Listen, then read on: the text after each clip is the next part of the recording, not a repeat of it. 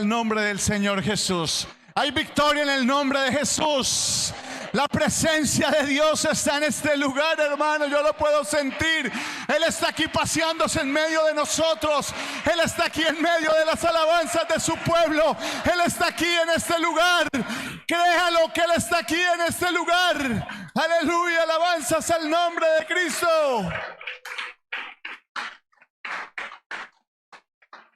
Gloria al nombre del Señor Jesucristo.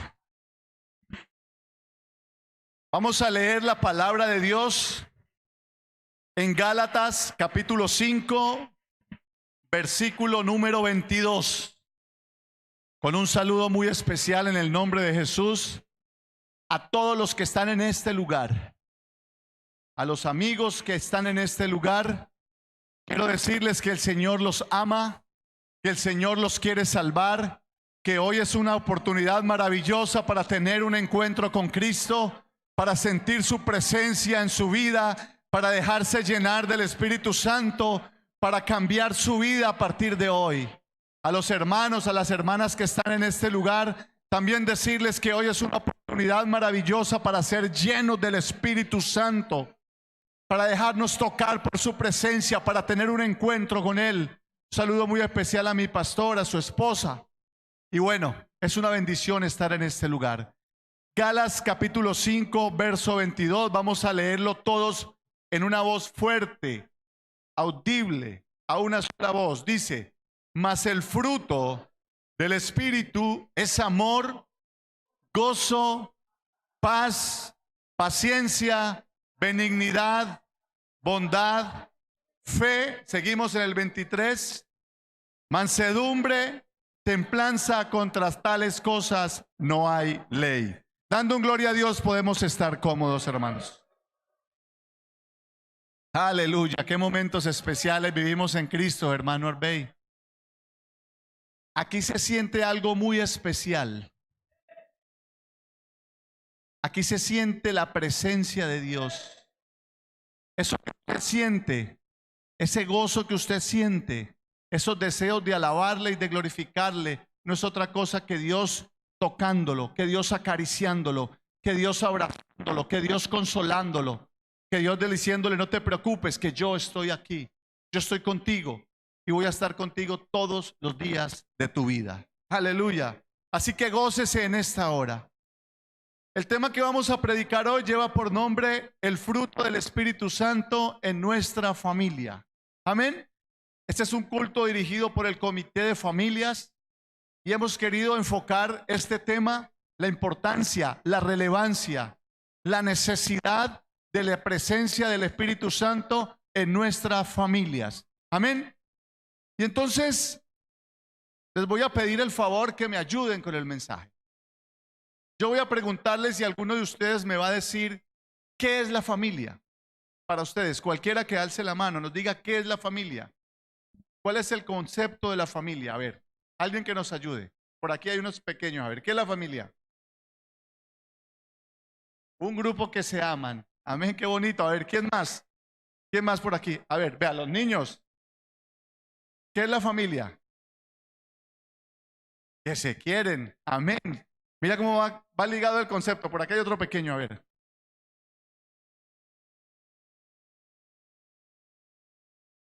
Que se quieren y se aman y nunca se separan. Es un grupo que se quiere, que se ama y que nunca se separa. A ver, un grande por aquí. A ver. Uno más grande, uno más grande. Juan José, díganos usted, ¿qué es la familia? ¿Es unión? Sí. John Freddy, ¿qué es la familia? Es el centro, la célula, el núcleo de la sociedad. Hermana Paola, ¿qué es la familia?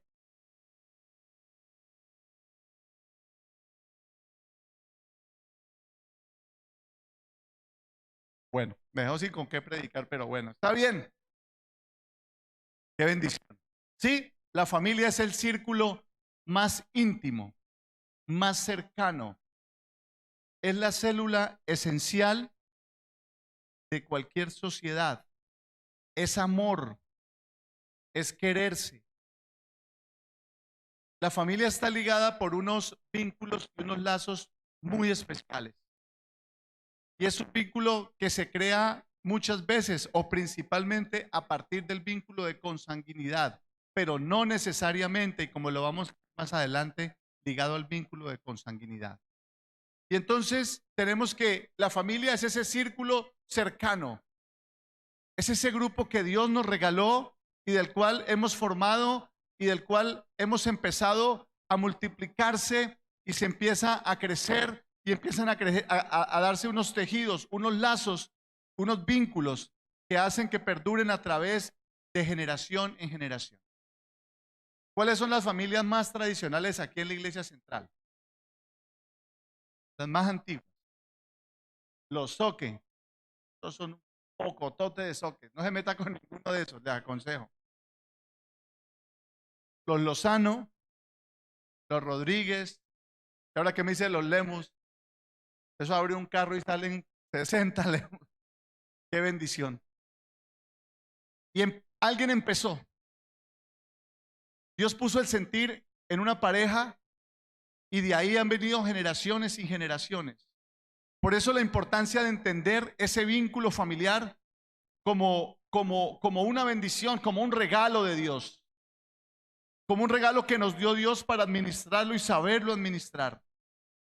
Y en la familia encontramos entonces que hay personas que además de ese vínculo cercano se van integrando a nuestra célula, porque llegan las nueras, que sí eran, llegan los yernos y empiezan a integrarse y empiezan a crearse unos nuevos vínculos y empiezan a extenderse unas raíces. Y esas raíces se van fortificando a medida que nosotros tenemos la capacidad de irlas fortificando. A medida en que nosotros tenemos la capacidad de ir abonando esas raíces, de ir fortaleciendo ese árbol familiar que crece y que empezó como una pequeña semilla de dos personas que un día se gustaron. Y entonces ese pequeño árbol empieza a crecer. Al principio tal vez es un poco débil, al principio tiene necesidades, al principio se ve de pronto no tan fuerte, pero vemos que empieza a crecer. ¿Y cuál es la importancia de la familia? Que al interior de la familia, en ese grupo, en ese íntimo círculo cercano, se van formando rasgos esenciales de la personalidad de cada uno de los miembros de esa familia. Esa interrelación entre los miembros de la familia, papá, mamá, hermano, hermana, hijo, padre, inclusive nuera, suegra, yerno, suegra, suegro, se empiezan a establecer unas pautas y unas reglas de juego alrededor de esa familia. Se empiezan a crecer unas reglas básicas de respeto, de convivencia, que es la que nos permiten entender que cada miembro de la familia, empezando desde la cabeza, es importante. Y empezando por la cabeza tiene que ser un ejemplo y tiene que marcar una pauta y un derrotero para quienes están ahí debajo, en esa línea o en ese árbol familiar. Espiritualmente, la familia es el lugar donde se gestan los valores humanos. No es el colegio, hermano. No es el colegio.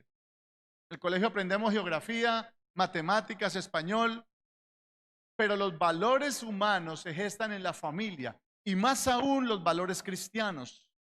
De ahí la importancia que en nuestra familia establezcamos los valores cristianos. Esos principios cristianos son los que nos permiten tener un árbol familiar robusto. ¿Qué pasa con un árbol delgadito, endeble? Cuando viene una tormenta, se dobla, se parte, se daña, se pierde. Pero ¿qué pasa con una ceiba o con un árbol grande? Pueden pasar tormentas, pueden pasar vendavales y el árbol permanece firme. Y permanece firme porque esas raíces de valores y principios fueron bien cimentadas. Los principios y los valores cristianos son esas raíces que permiten que el árbol esté robusto, que el árbol esté fuerte, que a pesar de las tempestades, que a pesar de las dificultades y que a veces el árbol se mueva, ese árbol no se caiga, no se parta, no se seque. Amén. Entonces, si logramos entender estos conceptos, estas nociones, nos tenemos que preguntar, pero ¿cómo podemos fomentar esos valores y principios cristianos en la familia? Porque estamos en una sociedad que solo piensa en el consumismo, en la moda, en el dinero, en los placeres, en los vicios. Cómo tener ese árbol fortalecido, cómo tener una familia comprometida que se mantenga firme y constante y que pueda seguir hacia adelante en medio de las dificultades, en medio de las diferencias, en medio de las aflicciones. Recuerden que el Señor dijo: aflicciones tendréis en el mundo, pero confiad, yo he vencido. En medio del pesimismo, en medio de la desconfianza, en medio de una sociedad que mientras nosotros estamos tratando de gestar valores, la sociedad está gestando antivalores. Si tú le dices al niño: mira, es que los niños son varoncitos y las mujeres son niñas y cada uno tiene unos rasgos diferentes, pero la televisión no está diciendo: no, es que usted puede ser lo que usted quiera, usted puede ser niño o niña, lo que usted escoja. Estamos en una pugna permanente, estamos en una lucha permanente, porque a lo malo la sociedad le está diciendo bueno, y a lo que es bueno la sociedad le está diciendo malo. Es que esa es la religión, es que eso es discriminatorio. No, los principios y valores son connaturales, los principios y valores no son negociables, los principios y valores vienen de Dios, y lo que es de Dios no se negocia, lo que es de Dios no está sujeto a discusión, lo que es de Dios no lo puede cambiar un noticiero o un programa de Disney. Entonces, nosotros nos preguntamos cómo formar esos principios y valores, cómo cimentarnos fuertemente, cómo que esas raíces estén fuertes. La respuesta está en la palabra de Dios. Acuérdese que en 2 de Timoteo 1:6 dice: por lo cual te aconsejo que avives el fuego, del don de Dios. Hace algún tiempo Dios me regaló una predicación en ese sentido. Te aconsejo que avives el fuego. ¿Qué pasa cuando el fuego se va? Cuando uno está haciendo un asado o una fogata y la llama empieza a como apagarse. Uno busca una tapa, algo, y ella vuelve y sale, ¿no? Por cual te aconsejo que avives el fuego. El fuego significa calor. El fuego significa presencia de Dios. Entonces, ¿cómo fomentar esos valores? Avivando ese fuego, no permitiendo que se apague, porque en el momento en que usted ya puede tocar la leña y no lo quema, va a ser muy difícil que ese fuego se reavive, no permitiendo que se enfríe. Entonces, la respuesta está en reavivar el don del Espíritu Santo que se nos dio con el bautismo, que es la toma de conciencia de que si no dejamos actuar a Dios en nuestras vidas, sería muy difícil sostenernos como personas, como cristianos. Será muy difícil mantener una familia cimentada en principios y valores. Ahora, vamos a entrar en materia. El fruto del Espíritu Santo aplicado a nuestra familia.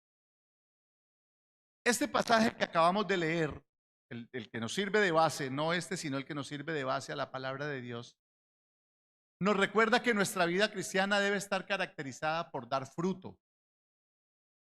¿Sí? Gracias por ese amén, hermano Cristo. Muchas gracias. ¿Por qué? Mateo 7:16 dice: por sus frutos los conoceréis. Y dice: ¿acaso se recogen uvas de los espinos o higos de los abrojos? Pues nosotros como cristianos tenemos que caracterizarnos por dar frutos y buenos frutos. Mundo dicen: usted no le puede pedir peras a un olmo, o no le puede pedir guayabas a un palo de manzana, pero nosotros tenemos que dar fruto. Y Juan 15:2 dice: todo pámpano que en mí no lleva fruto, lo quitará, y todo aquel que lleva fruto lo limpiará para que lleve más fruto. Así que esos son unos rasgos que están en la Biblia, que son fundamentales. Entonces, nuestra vida cristiana tiene que caracterizarse por dar fruto. ¿Sí? Por dar fruto. Y vemos que el pasaje habla del fruto. Muchas veces decimos los frutos del Espíritu Santo. No está mal, pero la palabra dice que es el fruto. Y a nosotros nos enseñaron, hermana Judith, yo no sé si usted recuerda, que ese fruto era como un racimo, ¿no? Y que estaba compuesto por unos frutos. Como ver usted un racimo de uva. Por eso se habla del fruto como el conjunto de frutos que los nombra la palabra de Dios. Es un gran racimo compuesto a su vez de varios frutos que no son otra cosa que la evidencia visible Si usted ve un palo de mango, si lo ve cargadito, usted dice, ah, tan bonito ese palo de papaya, ¿cierto? No, uno dice es un palo de mango, pero ¿por qué lo conoce usted? Por el fruto. Y cuando usted ve un árbol que no da fruto, usted dice, oiga, ese árbol, ¿cómo se llamará? ¿De qué será? Pero porque es la evidencia visible, así nosotros cristianos, es la evidencia visible de la presencia de Dios, de la obra de Dios en nuestra vida. Amén.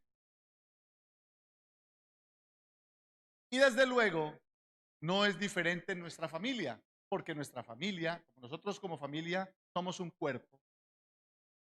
Como iglesia, nosotros somos un cuerpo. Entonces también estamos en el deber y en la obligación de mostrar fruto. Amén. Como personas individualmente consideradas, como familia también como un cuerpo y como iglesia también como un cuerpo. Amén. Entonces, vamos a ver cada uno de los frutos que nombran ahí. Póngame el pasaje, hermana, y los cogemos cada uno. El primero que nombra en el pasaje de Gálatas, ¿cuál es? Mas el fruto del Espíritu es amor. ¿Será que esa palabra amor está de primera por capricho, por azar? No, está de primera porque es que de ahí se derivan todas las demás. Todos los demás frutos, Espíritu Santo que están ahí, se derivan de esa que es el amor. Y mire, mucho se ha hablado del amor. Mire, del amor han corrido ríos de tinta, de papel, tomos incalculables de papel se ha escrito sobre el amor. Este sentimiento ha inspirado películas, ha inspirado novelas, canciones, pinturas, poemas, toda clase de expresiones humanas, el amor. No obstante, el amor del que trata este pasaje es el más grande de los amores. El amor del que trata este pasaje es el amor de Dios. Ese amor que fue capaz de hacerse hombre, de que no se aferró a ser Dios, sino que se hizo hombre para morir, para venir aquí, sufrir en la condición humana y morir en una cruz por nuestros delitos y por nuestros pecados. ¿Habrá un amor más grande que ese? No lo hay, hermano. Creo que nadie es capaz de hacer lo que hizo el Señor por nosotros. Cuando Él no tenía culpa, cuando Él no tenía mancha, cuando Él no tenía ningún reproche, y cuando nosotros estábamos muertos en delitos y en pecados, Él dijo, un momento, yo voy y yo pago por ellos. Yo me entrego. Y sufrió cada golpe, cada latigazo, cada escupitajo, lo recibió por nosotros. Cada puño, cada patada, cada humillación, esa cruz que insertaron en su cabeza, esos clavos que fueron puestos en sus manos y en sus pies, lo recibió por usted y por mí. Yo no sé si eso a usted lo emociona, lo alegra, lo llena de fuerza, pero a mí me llena de emoción, a mí me llena de un altísimo sentimiento de agradecimiento, a mí me llena de esperanza, a mí me llena de fuerza, a mí me llena de valor. Ese amor no tiene límite. El amor de Dios por el ser humano no tiene límite, hermano. ¿Cuántas veces usted le ha fallado al Señor? ¿Cuántas veces yo le he fallado al Señor? Y aún así Él está ahí. Usted puede ser el delincuente más grande. Puede haberle fallado al Señor cometiendo cantidades de faltas, pero el Señor está ahí esperándolo con los brazos abiertos. El Señor está esperando que tú digas, reconozcas la condición de pecador y le digas, Señor, he pecado contra ti, aquí estoy, me arrepiento. Y entonces Él te abraza y te dijo, tú eres mi hijo, no importa, yo morí por ti también en la cruz del pecado. Así que, amigo que está en este lugar, tal vez a usted le han dicho que usted es lo peor, que usted no tiene arreglo, que no hay nada que hacer con usted, que usted es caso perdido. Pero yo le digo en esta noche, en el nombre del Señor Jesús, que Dios quiere salvarte, que Dios tiene perdón para ti, que Dios quiere darte una vida nueva, que Dios quiere ponerte en lugares especiales, que Dios quiere llenarte con su Espíritu Santo. Por ello el amor es nombrado de primero en esa lista. Y porque si eso no fuera así, si no fuera el amor el primero de ese racimo del fruto, los demás frutos no podrían desarrollarse. Las demás expresiones del Espíritu Santo, si no hay amor, partimos de que no hay nada. Fíjese que cuando yo pregunté quién es la familia, el niño lo primero que dijo fue amor. ¿Sí ve cómo la palabra de Dios es tan sabia? y como ellos desde pequeñas edades ya lo saben. Donde no hay amor, no hay nada, hermano. Donde no hay amor, la palabra, si usted no le abre su corazón a Dios, si usted no se deja tocar por el amor de Dios, si no hay amor en su vida, usted no ha conocido a Dios, porque Dios es amor. Y así lo dice la palabra de Dios. De ahí la necesidad de la presencia del Espíritu Santo en nuestras familias. Porque si la presencia del Espíritu Santo está en nuestras familias habrá amor. Porque Dios es amor. Amén. Y si hay amor, habrá sabiduría, habrá entendimiento y vendrán todas las demás virtudes que se establecen ahí. Entonces, de primero, y ya lo sabemos, el amor. No el amor físico como el que conocemos, no, es un poco más allá. Está a un nivel más allá de ese entendimiento. Es el amor de Dios. Es el amor de Dios. El segundo que tenemos es el gozo. El gozo es descrito como una emoción intensa y placentera causada por algo que gusta mucho. Esa es la definición del diccionario. El gozo cristiano, del que nos habla la Biblia, es el deleite producido por la presencia del Espíritu Santo. Eso que estábamos sintiendo hace un momento. Eso que es una emoción, algo tan fuerte que uno quisiera llorar, pero de alegría, de plenitud. Ese gozo que cuando nosotros estamos en momentos difíciles nos recordamos de aquellos encuentros que hemos tenido con Cristo, de esas experiencias que hemos tenido con Cristo, y nos levanta y nos fortalece. Ese gozo no lo da el mundo. Ese gozo no lo da ningún licor, ningún tipo de droga, ningún tipo de emoción de las que hay en el mundo. Ese gozo solamente lo puede dar Dios.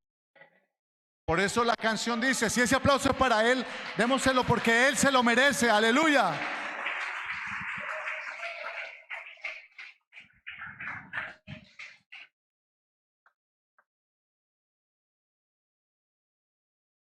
Hermano, ¿usted sabe por qué el mundo y los seres humanos están llenos de vicios, de droga, de alcohol, y cada día aparecen drogas nuevas?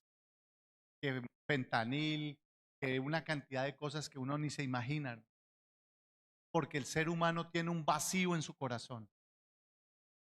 Y cuando uno como ser humano tiene un vacío en su corazón, usted sabe que los vacíos uno busca llenarlos. Entonces, si usted busca llenar el vacío de su corazón con el licor, usted siente un momento de euforia. Usted siente un momento en donde no le importa nada. Usted se cree, mejor dicho, el más bonito de todos, el de más plata de todos, el más importante de todos. Pero ¿qué pasa al día siguiente? Al día siguiente viene un vacío peor que el del día anterior. Si es con la droga, es lo mismo. El ser humano busca llenar ese vacío, y en la droga usted tiene un momento en donde usted se olvida y se aísla de todo, se desconecta del mundo, de las preocupaciones, de los miedos. Pero ¿qué pasa cuando pasa el efecto de la droga? Que viene un vacío peor, un vacío más grande, un sentimiento de culpa, un sentimiento de que yo no valgo nada, y resulta que usted busca volver a llenar ese vacío. Y empieza un círculo vicioso que por regla general termina en la muerte. Pero aquí hay uno que vino a darnos vida y vida en abundancia. Aquí llegó uno que nos da un gozo diferente. Aquí hay uno que llena los vacíos de tu corazón. Aquí hay uno que te quiere tal cual como tú eres. Aquí hay uno que no le importó tu condición humana, que no le importa tu condición de pecador, que no le importa si tú eres un drogadicto, un alcohólico, un vicioso. Él está ahí para recogerte, para darte una mano, para levantarte, para limpiarte, para cambiar tu vestido y para ponerte en lugares especiales. Ese gozo es el que sentimos nosotros, los que hemos sido redimidos por Cristo. Es un gozo que el mundo no nos lo dio, y como el mundo no nos lo dio, no nos lo puede quitar. Ese gozo que siento yo, el mundo no me lo dio. Y como no me lo dio, no me lo puede quitar. Aleluya, aleluya. Démosle un aplauso al que vive por los siglos de los siglos. Por eso vivimos contentos. Por eso vivimos felices. Porque no necesitamos de la droga, del alcohol para nosotros estar felices. Porque Dios nos llena de felicidad. Porque aun cuando nosotros tenemos problemas, cuando las cosas parecen difíciles, cuando el panorama parece más oscuro, ahí aparece Dios y mete su mano y nos lleva a lugares especiales. Y nos regala victorias y nos dice: no temas, no desmayes, que yo soy tu Dios que te esfuerzo. Siempre te ayudaré. Siempre te sustentaré con la diestra de mi justicia. Ese gozo es abrumador. Ese gozo no tiene igual. Por eso cuando uno recibe el Espíritu Santo, uno ya no quiere irse de la presencia de Dios. Y cuando uno pasa dificultades, que está como que me aparto, como que me voy, uno hace memoria de esas experiencias con Dios y uno dice: yo vuelvo al camino de Dios, yo no me voy de ahí, porque ¿a dónde huiré de tu presencia? ¿A dónde voy a ir si solo tú tienes palabra de vida eterna? ¿A dónde voy a escapar? ¿Para dónde me voy a ir? Si solo en ti encuentro el gozo, si solo en ti encuentro la paz, si solo en ti hay salvación. Aleluya. Este fruto del gozo es muy importante porque refleja la felicidad de quien ha sido redimido. No es posible, hermano, un cristiano amargado. Algo pasa. Cuando un cristiano está amargado, algo no anda bien. Porque cuando un cristiano está amargado, quiere decir que en su corazón hay alguna raíz de amargura. Y no puede haber una raíz de amargura. No puede estar triste un corazón que alaba a Cristo, que tiene la presencia de Dios en su vida. La presencia del Espíritu Santo en una familia, en donde está la presencia de Dios, es una familia alegre. Es una familia en donde reina la armonía, en donde a pesar de los problemas y de las dificultades y de las necesidades, nosotros confiamos en que siempre al final Dios nos va a ayudar y que siempre al final vamos a ver su mano poderosa, lo cual hace que nosotros aumentemos ese sentimiento de gozo. Mire, ¿cuánto no hemos vivido? ¿Cuánto nosotros no hemos sentido ese sentimiento de gozo que nos hace a nosotros que uno se levanta y le pasa a uno como que uno sabe que tiene un sentimiento de agradecimiento, pero no sabe por qué? Pues ese por qué es la presencia de Dios. Ese por qué es ese fruto y refleja la presencia del Espíritu Santo. Mira, el enemigo quiere robarnos el gozo, hermano Arbey. El enemigo nos quiere quitar ese gozo. El enemigo nos quiere cargar de culpas. Nos quiere decir: usted no puede, usted falló, usted esto, porque el enemigo es acusador, es señalador. Pero cuando eso pase, hermano, el consejo que Dios le da en esta noche: levántese, reprenda a ese enemigo. Yo sí puedo, yo soy un hijo de Dios y aquí estoy para servirle. Mi vida, mi casa y yo serviremos a Jehová. Mi casa y yo estaremos siempre en tu presencia. Mi casa y yo somos de Cristo y nadie nos puede robar el gozo de tu salvación. Fíjese que cuando David estaba tan afligido, ¿qué le dijo al Señor? Devuélveme el gozo de tu salvación. Hermano, la salvación se siente. Nada más cierto que eso. Uno sabe que cuando esa salvación la tiene uno ahí, y uno también sabe cuando está flaqueando. No nos digamos mentiras. Por eso tenemos que aferrarnos a esa promesa de salvación y decir: diablo mentiroso, lo reprendo en el nombre de Jesús y sigo caminando en el nombre de Jesús y le sigo sirviendo al Rey de Reyes y Señor de Señores, y reprendo toda obra del maligno, y a mí el gozo de Dios nadie me lo puede quitar. Aleluya. Siguiente, la paz. Otro de los frutos que nosotros debemos tener y que reflejan la presencia del Espíritu Santo en nuestra vida y en la familia. Su sentido bíblico apunta a un bienestar total, a la armonía del grupo humano y a cada uno de los individuos con Dios. Esa paz tiene que ser primero con Dios. Porque si nosotros estamos en paz con Dios, podemos estar en paz con nuestro hermano, con nuestra hermana, con nuestro... ¿sí? Y ahí entonces empezamos, de ahí parte todo. Inclusive tenemos que tener una paz con nosotros mismos. Muchas veces somos muy duros con nosotros mismos. O muchas veces somos muy descuidados con nosotros mismos. Entonces nosotros debemos saber que esa paz que hoy se pregona por todas partes. Hoy hablamos de paz total. Hermano, la paz total la tenemos en Cristo. Qué mentira tan grande, y vamos a conseguir la paz total a punta de leyes y a punta de discursos. La paz total del ser humano solo se consigue aquí en la presencia de Dios. Ni siquiera entendemos la real dimensión de esa palabra tan grande. Porque la paz no la da ningún político, hermano, ni ninguna estrategia de gobierno. No, señor. La verdadera paz solamente al ser humano se la da Dios. En tanto que el hombre se acuerde a Dios, se acuerde de Dios, se acerque a Dios, reconozca su condición de pecador, se arrepienta verdaderamente y le entregue la vida a Cristo. Esa es la paz total. Esa es la verdadera paz total. Y lo dijo el Señor: la paz os dejo, mi paz os doy, y no os la doy como el mundo la da. Dice: no se turbe vuestro corazón, ni tenga miedo. O sea que, hermano, dejemos de botarle tanta corriente por redes sociales a que la paz total, y unos que sí y otros que no. No, no, no. La paz total está aquí.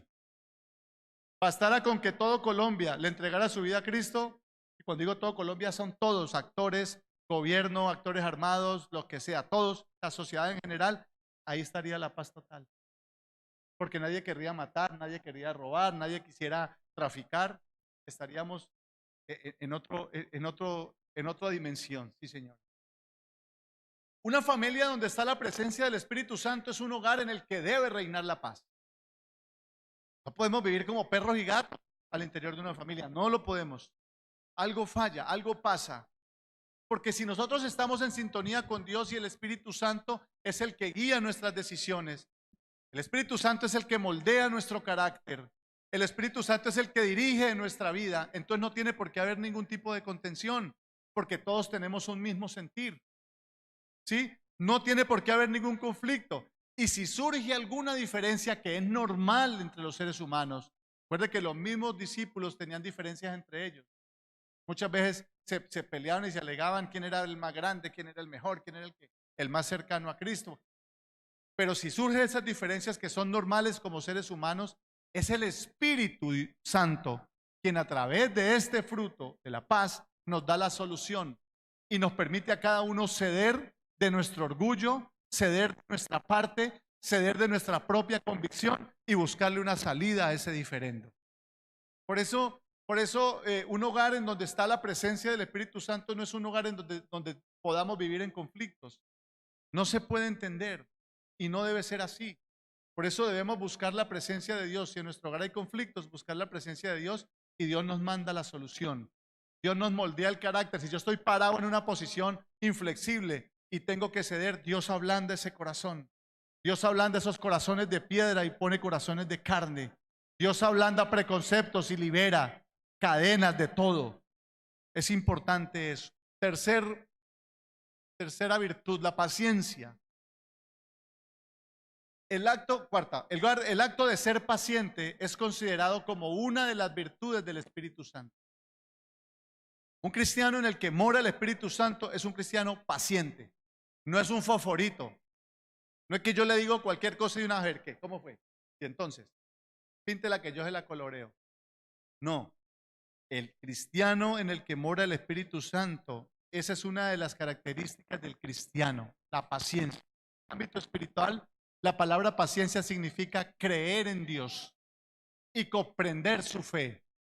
Asimismo, es fundamental para recibir las promesas de Dios. Porque si no tenemos paciencia, nos vamos a desesperar. ¿Qué es lo contrario de la paciencia? La impaciencia. Y la paciencia es entender que cuando nuestra vida está dirigida por Dios, todas las cosas tienen un tiempo. Todas las cosas tienen su proceso. Y nuestra personalidad puede ser impaciente y querer los resultados ya. Pero es que Dios es el quien tiene el control de los tiempos, no nosotros. Y cuando nosotros entendemos que es Dios el que tiene el control de los tiempos, nos convertimos en cristianos pacientes. Aprendemos a tener paciencia, que es la santa voluntad de Dios y no nuestra voluntad la que nos rige. Mire, ¿cuánto nosotros no hemos demandado de Dios resultados inmediatos? Señor, y hay veces le reclamamos, Señor, pero ¿por qué yo no veo ya el resultado a esto? Señor, pero es que ¿hasta cuándo he de rogarte? Señor, y muchas veces le reclamamos a Él. Pero muchas veces nosotros demandamos de Dios precisamente resultados frente a nuestros hijos, tal vez inconversos, o nuestros hijos apartados, o nuestros esposos inconversos, esposas rebeldes. Pero debemos entender que es Dios el que tiene el control. Y debemos creer que es Dios el que sabe responder a su tiempo, y que si nosotros tenemos la fe, que más adelante la vamos a ver, y todos los demás frutos, los resultados los vamos a ver. Igualmente la paciencia, como una de las características del hogar, de la presencia del Espíritu Santo en el hogar, implica muchas veces un silencio. Hermano, muchas veces callar es mejor. ¿No les ha pasado a ustedes que muchas veces su pareja o un hijo le dice algo y uno le no de contestarle de una vez? Tómese un minuto antes de contestar. Tómese un minuto para procesar, escuchar lo que le dicen, procesarlo y saber si debe o no contestar, o si es mejor el silencio. Porque apresurarse a hablar no es conveniente. Y esto tiene que ver también con la paciencia, porque si a usted de manera injusta a su esposo le dice, es que usted o la esposa le prende el radio, como decimos nosotros, y empieza a darle la consabida perorata, alcen la mano las mujeres de aquí que alguna vez han dado cantaleta. Ah, no era ninguna. Mira, ya hay una sí. Tiene cara de cantaletosa. La hermana sí, tiene cara de...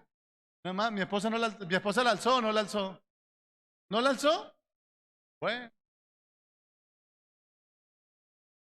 casa arreglamos. Hermano, todas las mujeres son cantaletosas. Ahora levante la mano los maridos, los hermanos que en algún momento han sido gruñones y peleones. Ay, no era ninguno. Bien, hermano. Los únicos gruñones de la iglesia central de Neiva son el hermano y yo. De resto, ninguno. No, hermano. Esa paciencia es la que nos permite que nosotros debemos escuchar y esperar, tomarnos un tiempo, tomarnos un respiro. Usted no lo cree, pero esa respiración, cuando usted respira, por esa respiración Dios le da a usted, y ya usted respira y usted escucha, no para contestar, porque muchas veces escuchamos para contestar, sino para asimilar qué es lo que está pasando, para tolerar, para comprender, para respetar el otro punto de vista y para llegar a acuerdos. ¿Sí? Así muchas veces el comportamiento del otro no nos guste. Debemos corregir con sabiduría. Debemos corregir no con descalificación. Ah, es que usted es un inútil, es que usted siempre es lo mismo. ¿Hasta cuándo? Tiene un catálogo de palabras que uno ya ni sabe. ¿Sí? La descalificación no es buena. El insulto no es bueno. Debemos mirar a nuestro hijo o nuestra hija no con odio o con espada de juicio, sino como Dios nos mira a nosotros. ¿Cómo nos mira Dios a nosotros? Con misericordia, ¿verdad? Con amor, con paciencia. ¿Sí? ¿Se imaginan, hermanos, si Dios tuviera la paciencia que nosotros tenemos? Hace rato, hermano, nos había quemado a todos. Por eso Pedro, en Pedro 3:9 dice, el Señor no retarda su venida, según algunos lo tienen por tardanza, sino que es ¿qué? Paciente con nosotros, no queriendo que ninguno perezca. Él no quiere que ninguno se pierda. Él no quiere que ninguno muera en pecado. Él no quiere que ninguno sea condenado, sino que todos procedan al arrepentimiento. Así que si Dios nos mira con ojos de misericordia, ¿por qué nosotros tenemos que mirar con ojos de odio a nuestro esposo, o a nuestra esposa, o a nuestros hijos, o con rabia? Es el modelo, y es la presencia de Dios, la presencia de ese Espíritu Santo, la que debe orientar nuestras actitudes. Siguiente, benignidad. La benignidad en la Biblia se refiere a un comportamiento ejemplar de todo cristiano. Todo cristiano debe, con su vida, proclamar gracia, ternura y compasión. El ser humano, los valores cristianos se muestran a través de la benignidad como la excelencia, el comportamiento de esta virtud, demostrando amabilidad. El cristiano es bueno por naturaleza, porque nosotros tenemos la naturaleza de Dios y Dios es bueno. Y si Dios está en nosotros, nosotros tenemos que ser buenos porque Dios es bueno. Amén. Nosotros. Entonces, en nuestra vida diaria, esos rasgos de gentileza, de amabilidad, de integridad. Mira, hermanos, un cristiano tiene que ser digno de confianza. Un cristiano que no sea digno de confianza no es un cristiano benigno. Y si no es benigno, pues no tiene este fruto del Espíritu Santo. ¿Sí? Ese fruto hace parte importantísima de ese gran racimo que estamos explicando.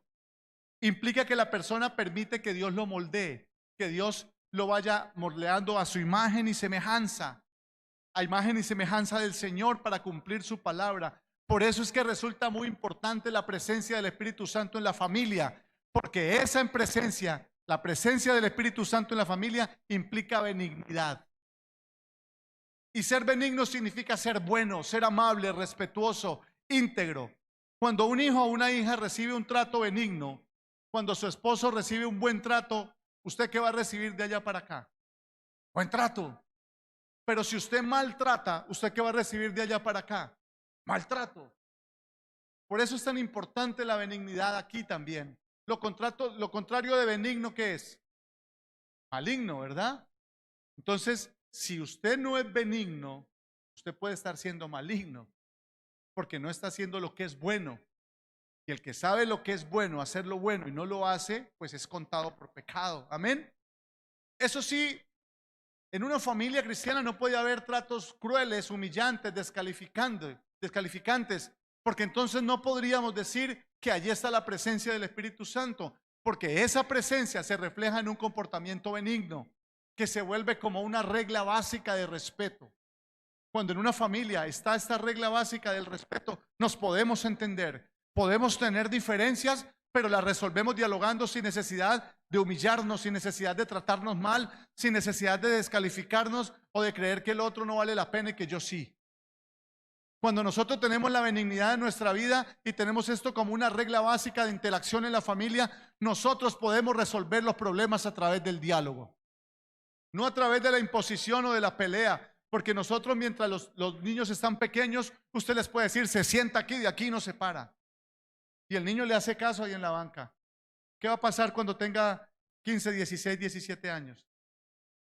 No lo va a poder hacer. Pero si logramos ese nivel de benignidad en donde ellos entiendan que es enamorándose de Cristo, no a la brava, no como un castigo, que no vean la venida a culto como un castigo, sino como una gran bendición, nosotros tendremos cristianos firmes y arraigados en la fe. Y ese es un mea culpa que nosotros todos debemos hacer en algún momento.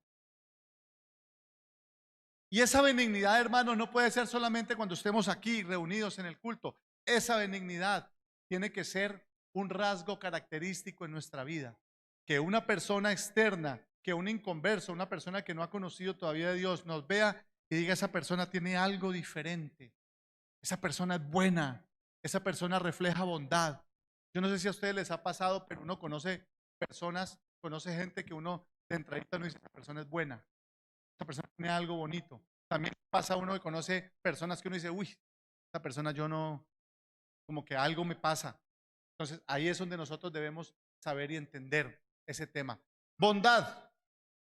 La bondad y la benignidad, fíjese que van muy ligadas. Pareciera que fueran iguales, pero no son iguales. La bondad es la cualidad de bueno. Este sentido, la bondad es una expresión de la benignidad, es una forma de benignidad, es un valor positivo. En una familia donde habita el Espíritu Santo, debe haber benignidad. Y si hay benignidad, hay bondad, que es como la materialización de esa benignidad. Y debe ser visibles. Padres buenos, hijos buenos. Amén. Padres buenos, cristianos buenos. Padres buenos, familias buenas. Mire, las familias cristianas, nosotros, las familias que somos cristianos, estamos en el ojo. Nosotros estamos sometidos permanentemente al juicio de los que están afuera. Nosotros estamos en el ojo de nuestros vecinos inconversos, de la sociedad en general, de nuestros parientes inconversos. Y es por ello que somos carta leída y no podemos dar un mal testimonio evidenciando que no somos buenos, evidenciando que en nosotros no hay benignidad. Lo contrario de la bondad es la maldad. Y no puede haber maldad en un hogar donde mora el Espíritu Santo. Amén. La fe. ¿Qué podemos decir de la fe? Está todo dicho. Pablo enseñó que la fe es la certeza de lo que se espera y la convicción de lo que no se ve. La fe es uno de los conceptos que más desarrollo ha tenido a lo largo de los tiempos y del estudio de la palabra de Dios. Sin embargo, ¿qué es la fe como un fruto del Espíritu en nuestra familia? Pues la fe como fruto del Espíritu en nuestra familia es esa confianza, es esa convicción de que cada situación de que cada dificultad, de que cada circunstancia difícil en nuestra vida, ahí va a estar puesta en las manos de Dios. Ahí vamos a ponerla en las manos de Dios. Es Él, debe ser esa fe una búsqueda permanente del fortalecimiento de nuestras debilidades a través del contacto con Dios por medio de la oración. Es saber que aún en los momentos difíciles y más oscuros, que en las situaciones donde humanamente creemos que no hay salida y que todo está perdido, Dios aparece con su mano poderosa y nos da la victoria. Es saber esperar. Pero lo más importante es que en nuestra familia la fe debe existir porque necesitamos agradar a Dios. Porque recuerden, Hebreos 11:6 dice, pero sin fe es imposible agradar a Dios. Porque es necesario que el que se acerca a Dios crea que le hay y que Él es galardonador de los que le buscan. Ahí tenemos un predicador en potencia. Y vamos con los últimos y con eso terminamos. Mansedumbre. Ay, Dios mío, qué cosa tan difícil. Tenemos que ser mansos. Y es que dicen, no, hermano, es que yo soy manso, pero no me. Y con ese dicho,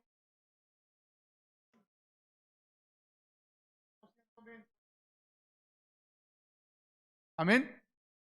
Es que yo soy manso, pero no menso. Y resulta que con eso, de una u otra manera, no estamos siendo mansos. Para poder escuchar la voz de Dios y tener alimento espiritual, tenemos que ser mansos para tener un hogar en donde la presencia de Dios, la presencia del Espíritu Santo nos llene. Nosotros debemos ser personas apacibles, tranquilas. Nosotros debemos ser personas no explosivas, no sanguíneas, no reactivas, sino tranquilas. ¿Sabe por qué? Porque nosotros debemos ser el reflejo de Dios y porque Dios a nosotros nos mostró cómo hacerlo. Porque Dios nos mostró y nos invita a ser un reflejo de Él. Mateo 11:29 dice, llevad mi yugo sobre vosotros y aprended de mí que soy ¿qué? Manso y humilde de corazón. Usted no vio nunca al Señor en esa actitud con los que lo cogieron preso de sacudirse. No, Él enmudeció. Como oveja fue llevado al matadero. ¿Sí? Delante de los que lo iban a matar, él nos demostró esa mansedumbre como un requisito fundamental. Porque cuando hay una exhortación del pastor o de alguien aquí, hermano, no lo tome personal, no lo tome como un regaño. Esa mansedumbre nos enseña que debemos nosotros permitir que Dios nos redarguya y agachar nuestra cabeza y decir, sí, estoy fallando y debo corregir eso. Esa mansedumbre. Y la templanza, se trata de la moderación. Esta templanza sí que es difícil, hermano. Mire, yo me puse a buscar qué es la templanza, porque uno dice, no, Señor, dame templanza, pero templanza. Uno habla de templanza, por ejemplo, en los instrumentos, una cuerda que está desafinada suena mal, ¿verdad? Y los músicos, a que la cuadran, la tiemplan, ¿verdad? Esa templanza es esa capacidad que tenemos nosotros de mantener un equilibrio, de mantener moderación, de mantener sobriedad. La noción de templanza hace referencia a la capacidad de mantener un sano equilibrio en todos los aspectos de nuestra vida, en todos los aspectos. Nosotros creemos que por nosotros ser cristianos, digamos, nos da la capacidad inclusive de juzgar a otros. No, hermano, mirémonos a nosotros mismos. Esa templanza es la capacidad de antes de juzgar a los demás, mirarnos a nosotros, hacer una introspección en nuestra vida. Y quiere decir que nosotros como cristianos debemos ser ordenados en todo el sentido de la palabra. Un cristiano desordenado no va, no es, hermano. Es un aspecto por corregir. Un cristiano que tiene templanza no se deja vencer por la tentación, porque la tentación del pecado es constante, está ahí en todo momento, en todo lugar. Es una trampa que el enemigo nos está poniendo trampas todo el tiempo. Si ustedes recuerdan la caricatura del coyote y el correcamino, ¿qué la pasaba haciendo el coyote? El coyote le ponía trampas al correcamino todo el tiempo. Y siempre le salían mal. Siempre le salían mal. Algo así hace el Señor con nosotros, porque el enemigo, cuando uno está fortalecido en Dios, cuando tenemos templanza, cuando esa templanza existe en cada uno de los miembros de la familia, cuando la presencia del Espíritu Santo guía nuestras decisiones, ese coyote, ese enemigo nos puede estar poniendo la trampa en todo momento y Dios nos va quitando del camino todo eso. Dios nos va fortaleciendo. Dios permite que no nos desbalanceemos, sino que mantengamos un equilibrio como seres humanos, porque estamos en esta tierra. Porque no es fácil hacer parte de una sociedad, pero en medio de una sociedad convulsionada, nosotros podemos mantener el equilibrio.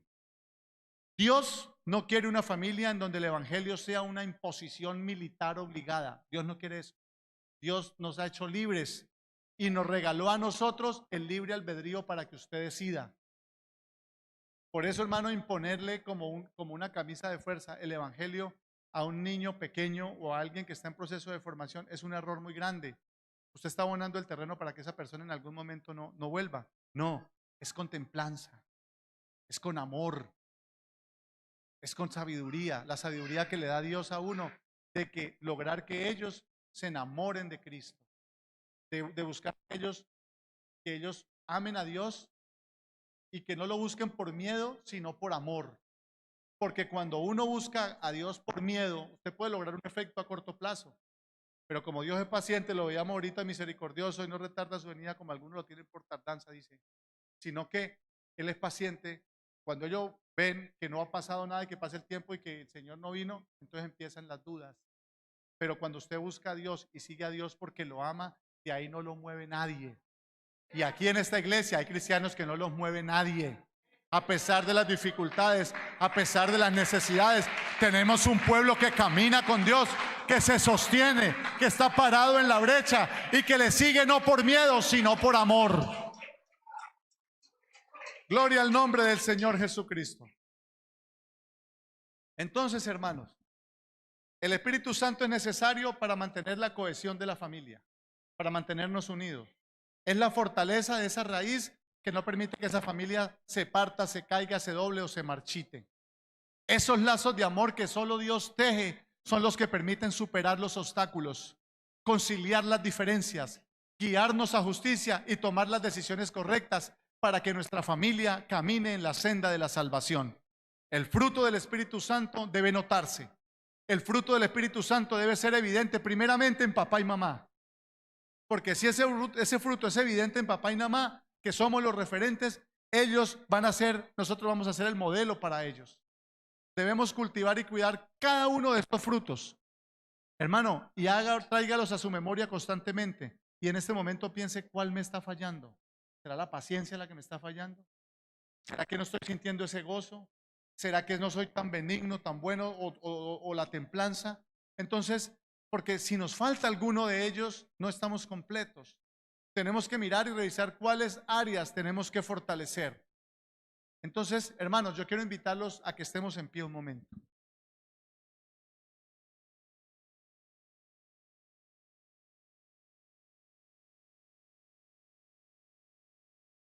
Yo quiero pedirles en esta hora que le demos al Señor Jesucristo un aplauso de agradecimiento. Que le digamos que lo amamos. Que le demos gracias por ese gozo que nos ha dado, por el amor, por la paciencia, por la paz, por la benignidad, por la templanza, por la bondad, por la fe.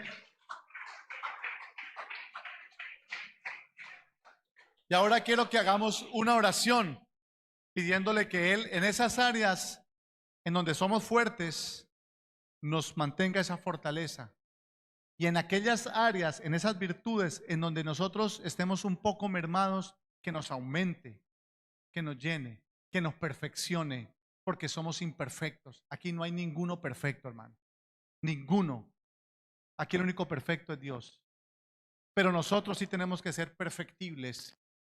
Y perfectibles es esa condición de poder ser objeto de perfeccionamiento. ¿Y quién es el que nos perfecciona? Dios, porque el que empezó esta obra, Él la perfeccionará. Así que vamos a hacer oración, vamos a elevar nuestra voz a Cristo, vamos a darle gracias al Señor por la oportunidad que nos dio de compartir esta enseñanza y que ojalá sea Él obrando en nuestro corazón, que este mensaje se nos lleve a nosotros en el corazón y lo pongamos en práctica en nuestras familias. Señor Jesucristo, soberano y altísimo Dios.